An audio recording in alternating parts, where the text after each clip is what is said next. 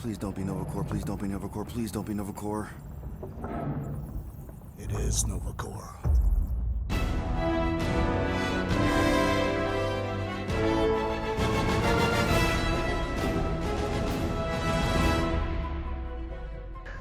Like Peter Quill, I was praying too, but I was praying, please don't let it be Avengers. Please don't be Avengers. Please don't be Avengers. And luckily, it's not. Sit back and relax and enjoy the review of Marvel's Guardians of the Galaxy by Square Enix.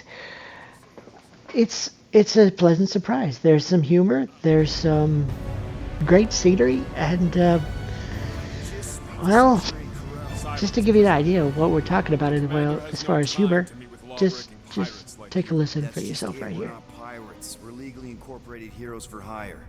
Yeah, that's right. You check those records, Buckethead. Novacore licensing permit 67398-2. Gardeners of the Galaxy? What? No. Rocket. So I let Groot fill out the paperwork. I fixed it with an addendum. Not the most well-known heroes you could hire, but definitely in the top 5 of most awesome names. Contributing members. So not only do you have humor and silly things like that, you have Groot, you have all the team, Groot, Gamora, Rocket, Peter Quill, and of course you play as Peter Quill exclusively in this game. There are no multiple character plays like in Avengers. You're playing strictly Peter Quill, which it works out great. It's more like Mass Effect comes to mind. You know, you're Commander Shepard, but you have all of the characters in your party supporting you in different things, and I like how they did that, because each character has its own special ability to help you in combat. For example, Rocket is your area of effect guy. He has grenades and explosions and stuff like that to assist in combat. Groot can build bridges for you. He can tie people down during combat. He can create temporary walls to give you a little bit of breathing room. Check with the captain. Gamora is your assassin, so she can dart between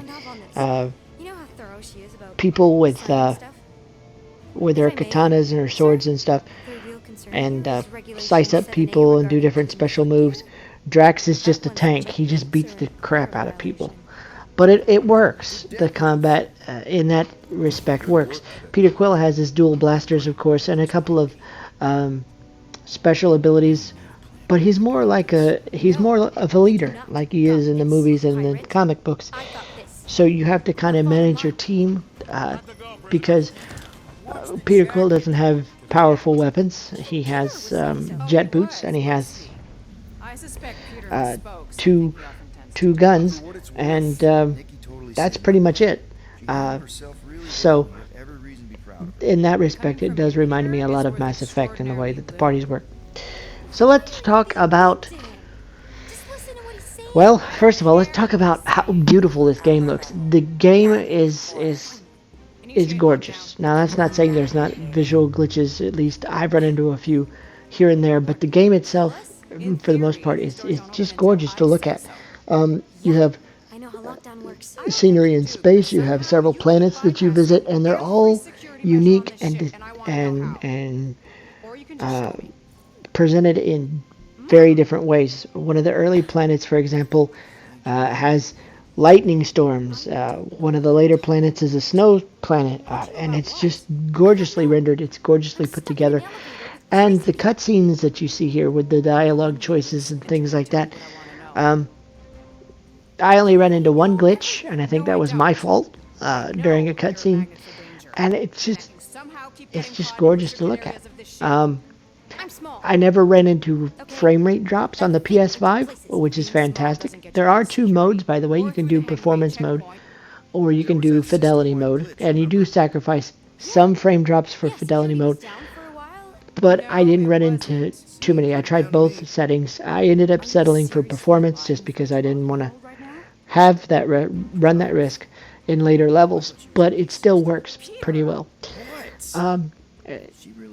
I didn't run into too many glitches as far as frame drops and stuff like that. Even with massive uh, moving parts on screen and massive groups of enemies on screen. I still didn't have any problem with that. What I like about this game is that the dialogue choices that you make actually do affect how chapters play out. There are about 14 chapters in the game, and throughout each chapter, you're given choices to make from dialogue choices. Some of them are, some of the choices you make are just minor choices that will affect how one specific chapter plays out. For example, there's around chapter 4, you visit Lady Hellbender. I don't want to ruin it for you, but you have a choice to make. It's one of the first, I think it's the second mission after this one that you're seeing here. Because the team is broke and they need some money, so they work up this scheme to sell something. And you have to make a choice on what you sell, and how you make that choice affects how the chapter plays out. You can either have a stealth section, or you can have an all-out fight in the middle of that chapter. It all depends on how you make that choice.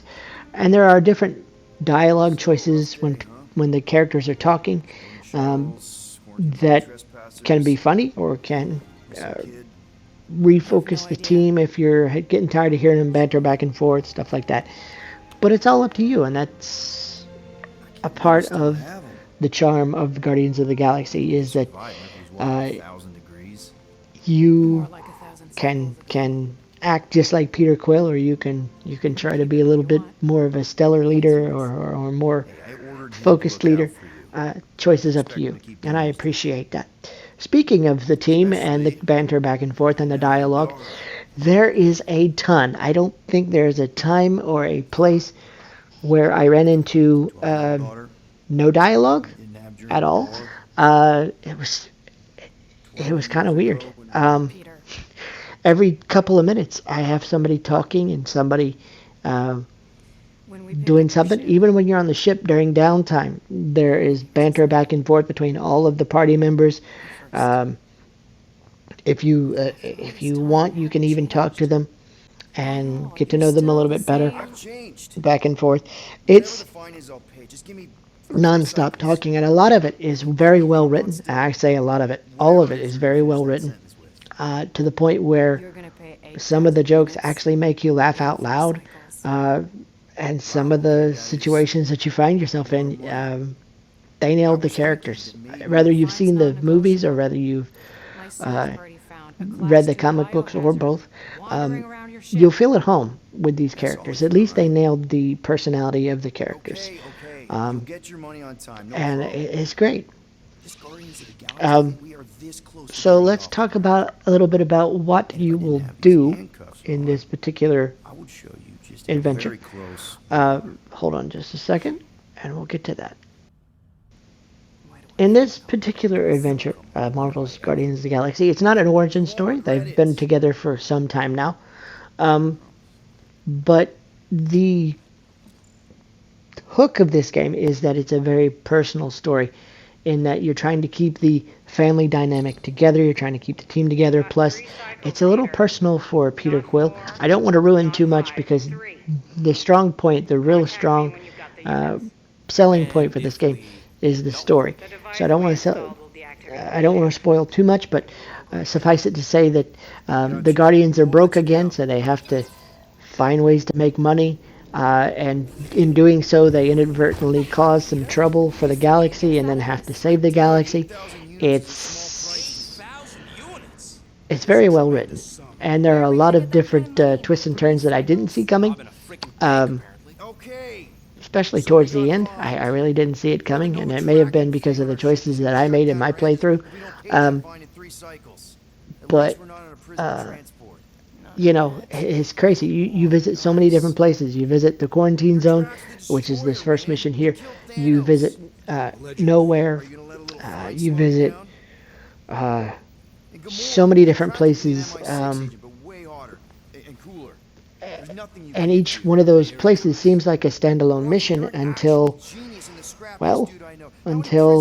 it's not. I mean, it all weaves together so well that by the end of the game, I was just like, wow, that's really good, and I want to play more. And yeah, it's pretty cool. Now there is no multiplayer. There will be no microtransactions in this game at all, which is a good thing in my opinion. Really good thing. No microtransactions, no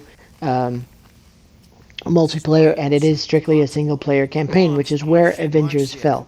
I think Square Enix's bread and butter, or at least most successful games, have been the single player narratives, whether it's Kingdom Hearts or Tomb Raider or Final Fantasy. That's where they excel, is the story driven experiences and the single player experiences, and it shows. Eidos Montreal has done a fantastic job here crafting player choice and writing some really interesting characters. Uh, and not only that, but it's just it's fun. It's fun. It makes you want to go back and play it again. Um, Now let's talk about the combat just a little bit. I did say that each character has special abilities that they can use um, throughout the game, and you can level them up. Each character has like a three different abilities that you can uh, uh, eventually acquire throughout the game. Depends on how well you succeed in combat, is how much experience you mount up for their abilities. And then once you get their third ability, later on in the game they have an ultimate ability, which gives them even more uh, either damage potential or in some cases protection potential. For example, Groot's ultimate ability will end up healing you as a player. So if you go down, as long as Groot is still down and the ultimate ability is available, he will automatically heal you. You don't have to ask him to. It's pretty cool. And there is a crafting mechanic, as you can see on the screen, where you can upgrade your um, your weapons, your shields. You can upgrade uh, different different things about your visors and stuff like that to give you different abilities. Um, with no problem at all, I ended up uh, upgrading, having the entire upgrade uh, and crafting tree done uh, before the end of the game. So it's not really hard, but it's not meant to be hard. It's just meant to be okay. You have enough parts, you have enough experience here. Level up your characters, and by the end of the game, everybody was leveled up completely, and pretty powerful actually. The only thing that I don't like about the combat system, though, is like I said, Peter Quill is not a very powerful character. He can fly around the combat area with his boots, and he can lock onto players, and he does have a few abilities with his guns that come into play with puzzle solving and things like that. Um, they're elemental, like fire and ice, and I think the last one is wind or something like that, which you just have to play it to understand. He can use it for puzzle solving and everything, but the way they've crafted the combat system is, like I said, you have to be the leader. You have to tell them what to do, and your party is really what deals the damage. Some people may like that, some people may not, but I will say that it does work. The combat doesn't become um, irritating. It does work. It becomes, basically, it's fun. Every chance I got to get in combat, and I took it, um, it was fun. To spice up the combat a little bit, they do have space battles with the Milano, and so you're flying around shooting bad guys and stuff like that, and the Milano, which is cool. Um, so that's neat. No wonder Rocket's the way And he it is. all goes back again to choice. There are choices you can make to upgrade the Milano. I'm not going to tell you which ones, but you can upgrade the Milano and make it even more cool. So again, it's just one of those games that the more you look at it, the more depth there is. Even though it seems like it's just one of those simple single player things, there's a lot of depth to this. One of the cool things about this is also is the music. Now, all of my playthrough that you see on the channel, Supposed to be looking for uh, money. we're done with the streaming mode on. So there is a streamer mode where you can turn off rather the licensed music and stuff like Is that, that a which is trick cool. question? Um, Okay. so if you want to Yes. put it on the Explain channel, my or if you want to value stream it in live my on Twitch or something like that, you can, as long as you And get out. turn on your streamer mode. It'll take all the licensed music out and play, uh, you know, secondary track, which is nice. But what really adds to it is when you turn on the licensed music and you are doing your quiet time on the ship, or even in some I'm not gonna do cases, that. Has the right your to some privacy. player that he always carries around, his cassette player that he always carries around, he uses that, and you can battle to, You okay in there? I don't know, what's one of those songs that I saw? Um, things like, Toothbrush? it's all 80s stuff. Great. And oh my gosh, Now I need a new toothbrush. I wish I could think of a song off the top of my head, but I can't. It's all basically 80s and 90s music. It's really cool. And it brought back a lot of memories for me because I'm one of those older gamers around here. But you once you play it in that way, you'll never want to go back to streamer mode. I can tell you that right now because it's just so cool to walk around the Milano and hear all these tunes blast in and singing along with the tunes and then fighting to those tunes in combat. It's amazing. Uh, um, there's not a lot to hate here. I don't like. I'm not a real big fan of the combat system. I mean, for what it is, it's great. But it's probably because my character didn't seem to be very powerful. But again, that kind of plays into the leader dynamic of the game. I like how it's implemented. I like being able to press a couple of buttons and special abilities and damage dealt everywhere. I like the choices that you make can actually affect how the game plays out, how the game ends. And I do like that. So there's replayability big time here. Plus there is a new game plus mode. So if you beat the game and you want to go back and play it again, which I do, there's a new game plus mode. Now all of your abilities will carry over. Like if you've done all the crafting tree and all the abilities for your characters and for the party, those will carry over. What does not carry over is all the special abilities that Peter Quill gets with his guns, like his ice, fire, wind, and what's the other one? Electricity, because those are story. Seriously. It is a serious matter. Yeah, I totally get it. We're all afraid of going back to prison. Those are story driven Afraid of going back to prison. sequences when you get those abilities. So those do not carry over, but that's okay because they don't need to. It's a linear experience. You can explore different things. That's how you get different cosmetics. Like you can pick up for each character. You can pick up like the Guardians of the Galaxy movie inspired outfits. You can pick up different outfits inspired by the comic books. So there is a little bit of exploration in each level, but it's a linear story. So there are set times where you get those special abilities, and that's totally cool because the game was built for that. So as long as you go in expecting to have a linear, well-written, well-crafted story, I think you'll be okay. Really, guys, I would give this game, honestly, a 9 out of 10. The only ding that I have against it is that the combat system, really the only thing that I complain about is the fact that Peter Quill is not very powerful. He's just not. Everybody else is, but he's not. But in a way, it does work, so I can't knock it too much. Scaly bastards didn't stand a chance. Because it just works, and it's enjoyable, it's funny, and the banter is amazing, non-stop. You meet so many different characters from the comics and from the movies in this game. Cosmo, the psychic dog from nowhere. I'm not even going to spoil a lot of these characters that you meet. You can go into the different locations once you visit nowhere, um, and run into like the collector and things like. It's just kind of crazy.